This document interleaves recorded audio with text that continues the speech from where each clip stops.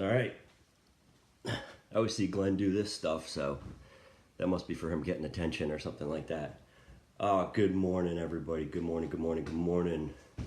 Good morning, Rise and Grind. I can't even see who's in here, but I'll say hello in a little bit once everybody starts commenting and all that. Oh, God bless you guys. Thanks for having me in. It's so great to be here. Oh, geez, this is so great. Love all you guys. You guys are amazing twang masters in here. I got a lot to talk about today, and it's going to be tough. I just want to let you guys know, let's put good wishes out to Glenn. Glenn asked me not to get too lovey-dovey today, and he said, look, just be you. So that's what I'm going to do. So, love to Glenn. Let's move on now. Let's talk about us, huh? And we'll do what we can for him, okay? And when he said just be me, that's kind of what I want to talk about a little bit this morning is being yourself and bringing your game and what you bring to the table. And got the message about 2. Figured, okay, what am I going to talk about? I'm really good at talking for about 3 minutes or an hour. So we're going to try to find something, a sweet spot in there that works for everybody. I'll see what I can do. If you're, I can't see who's up in here, but I see some comments going through, so just say hey to me. If you're here, I'll say hey to you. I'll do the best I can, and I think we're going to be okay. Hold on, let me cue some music here. Tell me, can you hear this? All right, I got Jimmy Page here, a little different, but how's that volume, guys? All right, cool. Janelle Chicken Grease is in here, Anthony Santangelo, Gail Beecraft, Lindsay I, Keith Hamilton, Robert Fuller, God bless you, I'm going to be a light. I want to talk about that too. Susan Rose, Vicki Everett's in here, and we have a special visitor today, and I just want to welcome her to the group. That's right, Jess Baker. There we go, member of the Everett clan. And for those of you who don't know, I don't have mission control here like Glenn. I got an iPad propped up by a couple dictionaries. So we're really going guerrilla style. So to do that date in the corner there you're looking at is, I had to write that backwards for you. So I'm not completely without skills. That's pretty awesome. Jeff Baker, Michelle Blackburn, Joshua Stifler. Love, love, love. Love to everybody. And of course, if you didn't know, I'm Josh. Oh, all right. That's as good as it gets. All right, we're going to turn the music off. We're going to talk a little bit about this.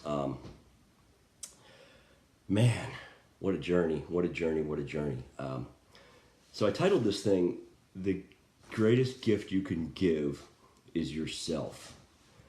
And as I was thinking about things this morning a little bit, I was thinking about, Scott Simons, when he hosted for Glenn, he got in here and he told his story. He just sat down, calm center of the universe that he is, and he told his story. And I'll tell a little bit about my story. I'm not going to make it all about me or anything like that, but I was thinking about all the stories I've heard in here, stories I've been able to tell. Scott told his story. We've heard Vicki tell her story. We've heard Bambi tell her story and grow. Derek McLean, who's told his story of his journey to 1 billion jumping jacks, and about his wife's battle with cancer and what amazing force she's been. And now Derek's got people out there doing the DMAC challenge, running. I mean, it's absolutely unbelievable.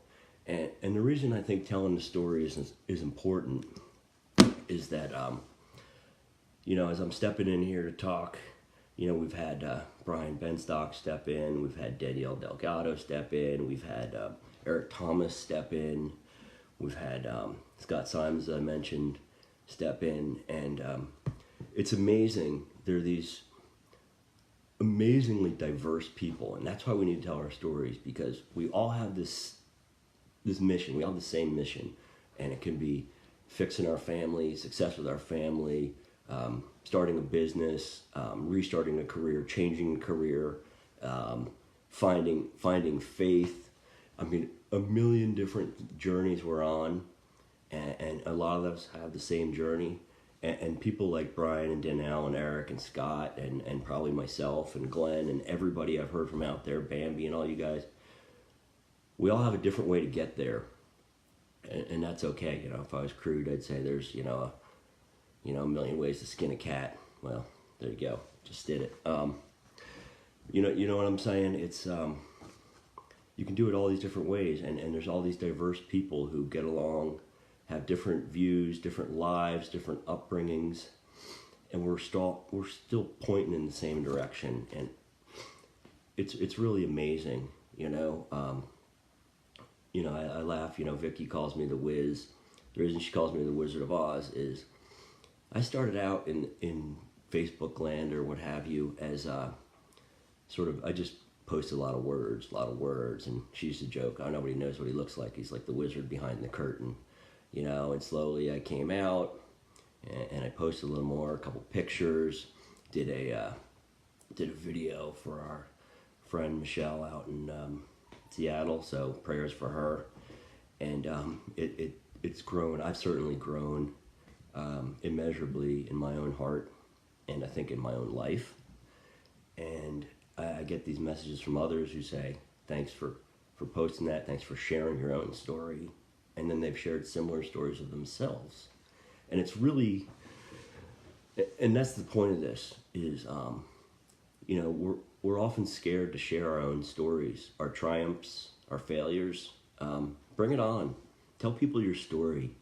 You could change a life in an instant, and you owe it to those people to tell your story so that they can become more. A lot of you guys save me on a daily basis, and I hope I'm doing the same for you sometimes, not to get delusions of grandeur or anything like that, I want to tell you a little something about telling a story, and I'm going to show you something. Hang tight. This, it's in reverse, but this is a Brady Bunch party game, okay? And there's a hologram on the front of it. Now, why am I sharing that with you? Well, a friend of mine, Shelby, over at work, she's our title clerk at the dealership. She's got a heck of a story herself.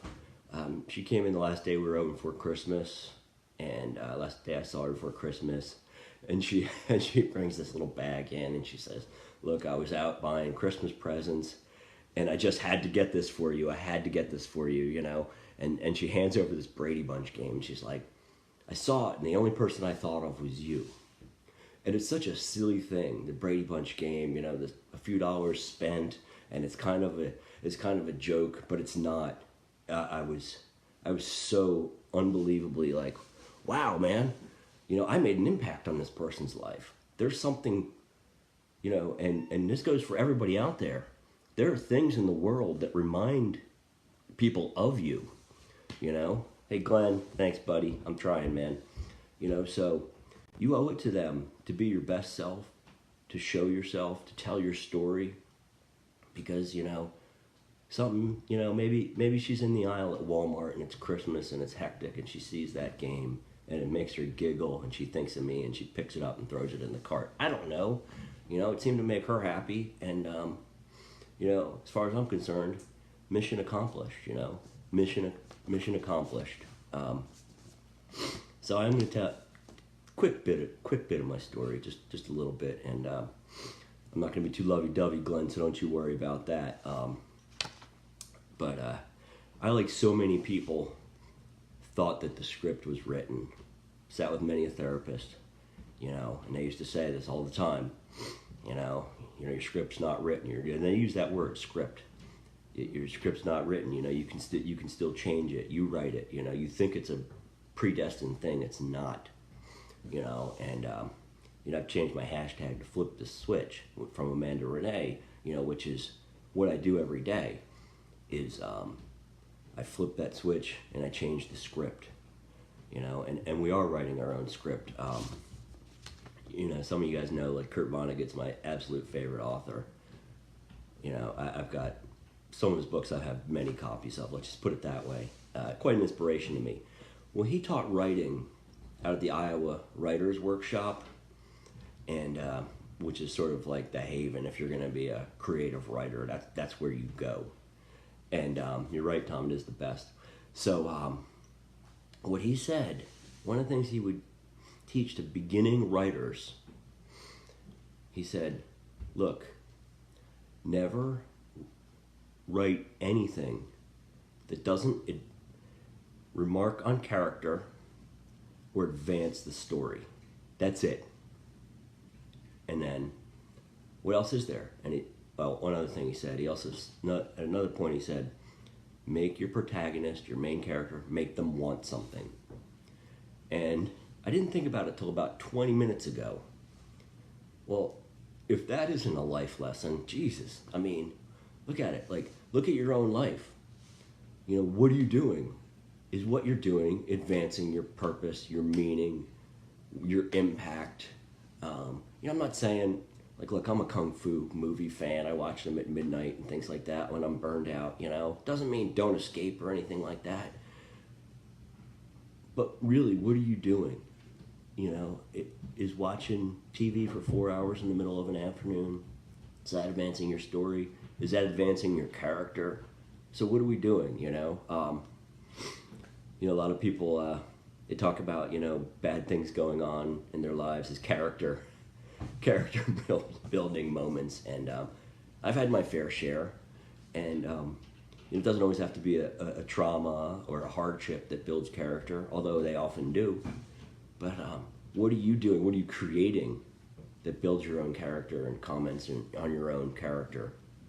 And I think, you know, that's what we need to think about. You know, where's our life headed? What do we want out of it? What are we putting into it to get what we want? Like I said, or like Kurt said, make that character want something. Do you want something? Is there something at the end of the road for you? You know, I had a wonderful meeting with the owner of my dealership yesterday, and we had a bunch of us had it, and he's one of my favorite human beings, just a wonderful human being. I'm very lucky to work with him. You know, we're a total partnership, and you know, he was nice enough, gave me Stephen Covey's 7 Habits, Highly Effective People at New Year's, and then he you know, wrote a nice little inscription there. But we're talking about forecasting for 2019. You know, in a business sense. You know, in a business sense, which is great and all. But then he talked about, you know, hey, look, write these things down. Write these affirmations down. Write what you want to do and how you're going to get there. You know, don't just, you know, put it up on a board. How are you going to do that? And how can other people help you do that? And how can you help them get to where they want to be? And that's what it's all about. It's you know, say it takes a village. Say whatever you want. That's what it takes. It takes all of us, and that's what I've learned. Yes, I'm sorry, I got to stop for Christianity. The best kung fu movie is Five Deadly Venoms. I think that's my favorite, and I'm not just paying lip service to my man. It's really amazing. It really is amazing. So I'm trying to advance my story, and one thing I wanted to say is it's an honor with people like Glenn, who's achieved remarkable things, and Brian and Scott and all the other guys, like I said, that have been on here, and a lot of the people that I watch and Rise and Grind, you know, and follow and talk to on a daily basis have accomplished so much. And I wasn't, I don't know that I've accomplished a lot in my life in some aspects, but then, you know, what's your metric? What's your metric for accomplishment? How am I doing on time, Glenn? All right there? 5:44. Okay, I got a few minutes here. I don't want to make it, like I said, 5 minutes. I want to make it half an hour. But I'm sorry. Oh, this is tough. But you know, I have accomplished a lot. You know, I think I have accomplished a lot. I'm a far shade further than where I was, you know, a few years ago. A lot further than I was a year ago before I met all these people. Yes, happy anniversary, Rise and Grind. And I'm going to continue to grow. And I want to say, you know, when I was in talking about growth and accomplishment and flipping the switch, and I'm going to bring all this together in some sort of mishmash of Josh stew for you guys. When I was in college, didn't take college very seriously. Well, that's an understatement, but we're not going to go into the sordid details there. The this group of girls I was friends with, they used to call me Tigger because they said I just had this wonderful bounce. They used to watch me out their dorm room. They used to watch me out their dorm room window and just watch the way I walked across campus, and they called me Tigger. And later on, things happened in life. What do I say? I talk about my father a lot. Well, he died sophomore year in high school, and that flipped the switch in the worst way. It did, and I let it, and I own that. But and I stopped being Tigger, and they noticed it. And I don't think I was Tigger for them. I mean, yeah, I know you like that, Vicky. I'm 47 now. This is, 25, 26, 27 years ago. I mean, this is a while ago. I was Tigger, and you know what? I feel a little bit Tiggerish this morning. I feel alive. I feel just something coursing through my veins that I haven't felt in a long time, and I'm so lucky. I'm so thankful. I've aspired to a lot of things in my life, and I never thought aspiring to be Tigger would be one. I was sitting with someone in my office yesterday who's buying a Jeep from us, and she's buying this white Jeep, and she's having somebody who's an artist who's a friend of hers outfit it to be the Tigger Jeep. Like the mirror covers are going to be Tigger's paws, and I mean she's going whole hog on it, and it made me think about this. I hadn't thought about it in a long time, and it's a beautiful thought, and I look forward to being more Tigger-ish. Not yet, I'll be more Tigger-ish. Another thing I want to talk about is my goals. One of my goals is Dave Clayton, talk about accomplishments and lack of, or whatever I've done, Dave Clayton put a post up about a year ago saying, what do you want on your tombstone? And that's a really serious thing. We did the one word post recently that Glenn put up there, and a lot of people put up there. What's your one word for 2019? And the tombstone is a similar thing. It's you get it once. It's for eternity. There's limited space. What do you say when it really counts? What do you say? Well, I stick by this. I said it then, and I'll say it now, and I'm going to say it more or less G-rated, but I wanted it to say, he was a bleeping warrior. That's it. Not he was the best dude ever, not he made $10 billion, not he did all the jumping jacks, none of that, because I've seen people go through worse than me. I've seen people have it easier. And we're all just doing life, man. And I'm going to survive it. And I'm going to be a champion. And I want people with me. I want all you with me. I want all you with Glenn. We're going to support Glenn in his journey. I'm going to support you guys in yours. You guys have supported me in mine. And I guess I don't know what my word is, but I'm gonna go with warrior. Yeah, bleeping warrior. I'm gonna get a meme. I'm a warrior Tigger. Maybe might be the way to go. I don't know if I've inspired anybody. I don't know if I've given any clarity to anything. Look at this. How'd I do? I did 19, 20 minutes so far. It feels like an hour. But I feel great. I'm so happy. Glenn told me I had to be the highest energy guy in the room. So it's not my specialty. I hope you guys are sleepier than I am. I just wanted to tell everybody that, you're loved. You bring a lot to the table. Make sure you're letting everybody know your true self.